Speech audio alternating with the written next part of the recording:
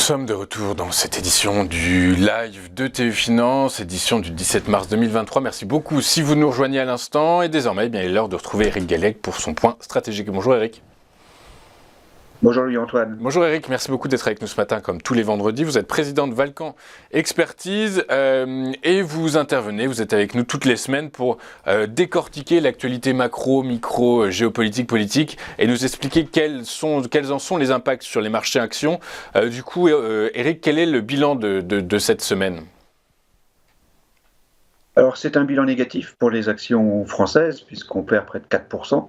On rebondit un petit peu ce matin, mais globalement, on a bien compris qu'on abordait une période de forte volatilité des marchés avec une correction à la baisse qui s'est engagée donc la semaine dernière, plutôt en Europe qu'aux États-Unis, puisqu'aux États-Unis, finalement, on est à peu près égal. Il n'y a pas eu de changement majeur sur les cotations sur le S&P 500. On est aussi dans un statu quo sur la parité euro-dollar qui est assez stable depuis plusieurs semaines maintenant. Ok, très clair. Du coup, donc, vous avez choisi de commencer votre tour d'actualité, cette explication de cette semaine folle sur les marchés financiers par la faillite aux États-Unis d'une banque régionale, c'est la banque SVB. Alors oui, la SVB, la Silicon Valley Bank, comme son nom l'indique, est une banque un petit peu particulière quand même. Donc c'est une banque qui travaille beaucoup avec les startups, avec le private equity, avec donc les professionnels de l'investissement. Et donc c'est une banque qui a subi des demandes de remboursement de dépôts extrêmement importantes. Cette faillite est liée en partie aux problèmes rencontrés par des banques associées aux cryptoactifs. Donc Silvergate a fait faillite, Signature Bank a fait faillite aussi. Donc c'est en quelque sorte une réaction en chaîne qui a touché la 18e banque américaine, qui a dû fermer ses portes. C'est bien sûr un choc pour l'ensemble du système bancaire américain. La Fed, le gouvernement sont intervenus pour rassurer l'ensemble des déposants. Donc, à l'heure où je parle, donc, il n'y a pas eu de bank run généralisé aux États-Unis. C'est bien sûr rassurant. Néanmoins, bien sûr, c'est une nouvelle négative pour le scénario de marché. Alors, sans qu'il y ait de lien avec la première actualité que vous avez sélectionnée, vous avez choisi d'évoquer le sauvetage de Crédit Suisse. Crédit Suisse, alors ça fait des années que Crédit Suisse est dans les difficultés, donc personne n'a été vraiment surpris par cette annonce. La surprise, c'est que la Banque nationale suisse ait injecté plus de 50 milliards d'euros en fonds propres dans l'établissement bancaire. Alors oui, c'est un élément, un événement qui nous rappelle que le système bancaire et toute banque est extrêmement lié à la confiance que les déposants leur accordent, et que si cette confiance disparaît, si les demandes de remboursement, donc de dépôt, interviennent, eh bien la banque fait défaut. Ça peut arriver à n'importe quelle banque, parce qu'une banque par définition a plus de crédit que de dépôt, et que effectivement il y a un phénomène donc qui est fondé sur la confiance. Donc c'est pour ça que le Crédit Suisse, c'est un petit peu ce qu'on pourrait appeler le maillon faible du système bancaire européen. C'est une banque de taille systémique, c'est une banque très importante, malgré donc ses difficultés, malgré la baisse de sa rentabilité, la baisse de ses capitalisations boursières. Et donc très vite, effectivement, en quelques heures, ça peut se passer.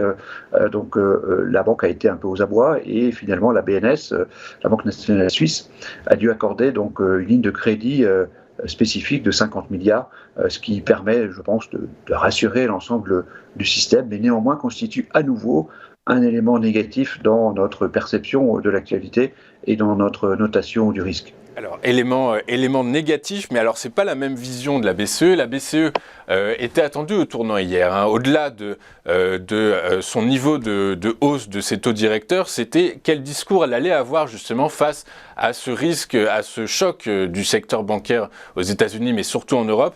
Et bien malgré tout, malgré cet environnement, elle a décidé de maintenir sa hausse de taux de 50 points de base, et en parallèle de ça, elle nous a expliqué que le secteur bancaire européen était solide.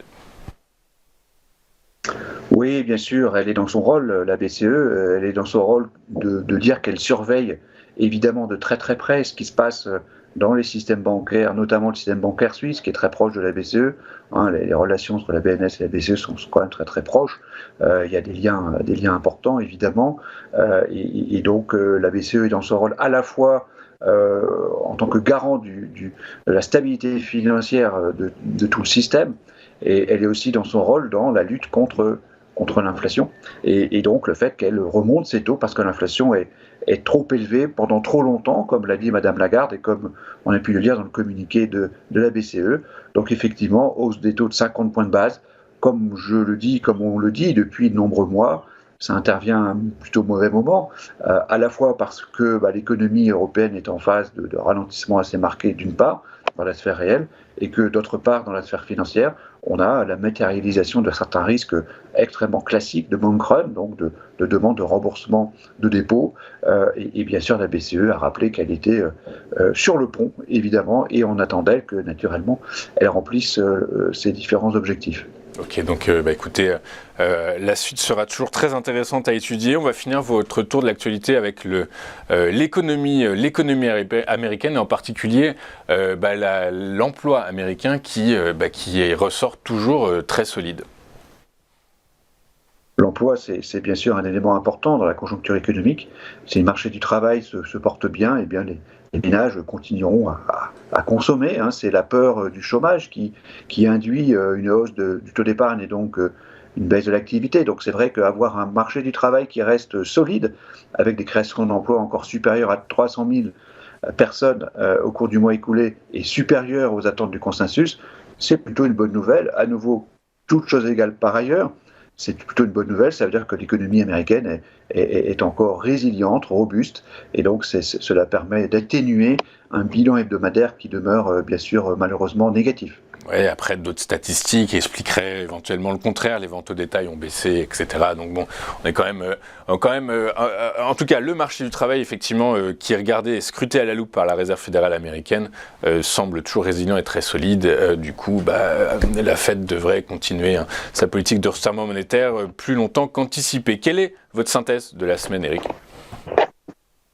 La synthèse de la semaine en termes de notation de l'actualité, donc elle est plutôt négative, bien sûr. On a les points relativement à la situation financière, à la sphère financière, qui sont négatifs, comme on l'a dit, donc que ce soit pour du côté américain comme du côté européen, donc des problèmes bancaires, de crise bancaire, autant dire le mot, de crise bancaire qui a commencé aux États-Unis et qui a été pour l'instant très bien contrôlé par les autorités de tutelle. Ceci a été, je dirais, confirmé, ces éléments négatifs, par la hausse des taux de la Fed, et puis il y a toujours cet élément relativement favorable d'une économie américaine, et même, je dirais, d'une économie des grands pays occidentaux, qui demeure résiliente, ce qui, bien sûr, est plutôt positif pour le scénario de marché, et vient compenser les trois points négatifs. Donc, moins 2 cette semaine pour l'actualité. Et on reste toujours à l'écart du marché action ?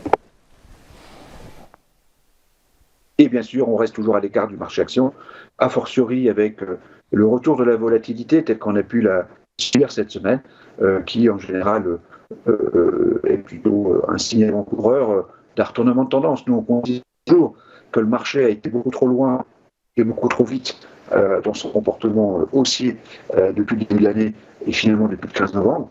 Le marché haussier est uniquement européen. Il n'a pas été, je dirais, confirmé aux États-Unis. On a une rechute dans la tendance baissière sur le S&P 500.